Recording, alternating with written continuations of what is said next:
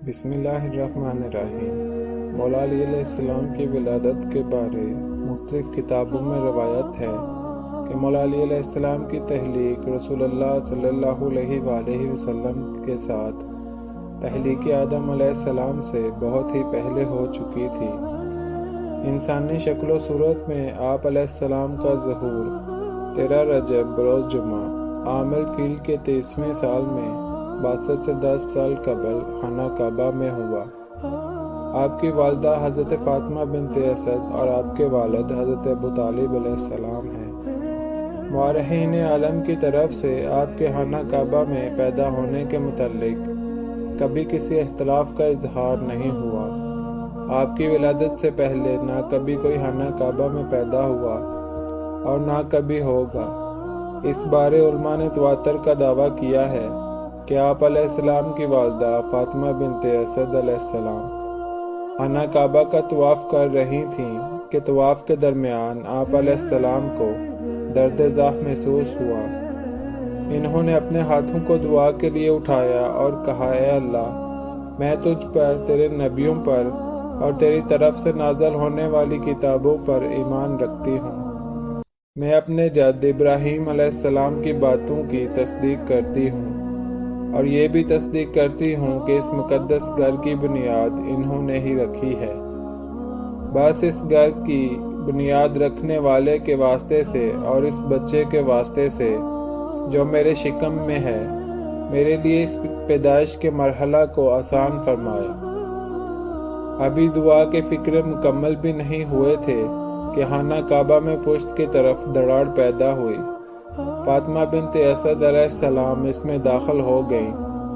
یزید بن کم کہتا ہے کہ ہم نے دیکھا کہ خانہ کعبہ میں پشت کی طرف دراڑ پیدا ہوئی۔ فاطمہ بن اسد اس میں داخل ہو کر ہماری نظروں سے چھپ گئی اور دیوار پھر سے آپس میں مل گئی۔ ہم نے اس واقعہ کی حقیقت جاننے کے لیے خانہ کعبہ کا تالا کھولنا چاہا، مگر وہ نہ کھل سکا۔ تب ہم نے سمجھا کہ یہ امر الہی ہے۔ آپ علیہ السلام کی ولادت خانہ کعبہ کے اندر تو ہو گئی، لیکن آپ علیہ السلام نے اپنی آنکھیں نہیں کھولیں۔ اس وقت رسول اللہ صلی اللہ علیہ وآلہ وسلم مکہ میں موجود نہیں تھے۔ تیسرے روز جب سرور کائنات صلی اللہ علیہ وآلہ وسلم تشریف لائے اور آپ علیہ السلام کو اپنی گود میں لیا تو آپ نے اپنی آنکھیں کھول دیں اور جمال رسالت پر پہلی نظر ڈالی اور سلام کیا تو آپ صلی اللہ علیہ وآلہ وسلم نے بھائی کو گلے لگایا اور کہا، ارے علی، جب تم ہمارے ہو تو میں بھی تمہارا ہوں۔ یہ کہا اور فوراً آپ علیہ السلام کے منہ میں اپنی زبان دے دی۔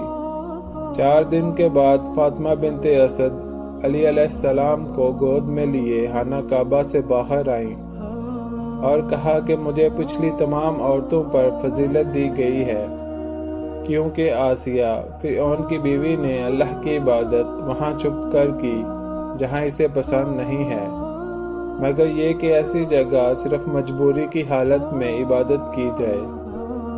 مریم بنت عمران مادر حضرت عیسیٰ علیہ السلام نے کھجور کے پیڑ کو ہلایا تاکہ اس سے تازہ کھجوریں کھا سکیں، لیکن میں وہ ہوں جو بیت اللہ میں داخل ہوئی اور جنت کے پھل اور کھانے کھائے۔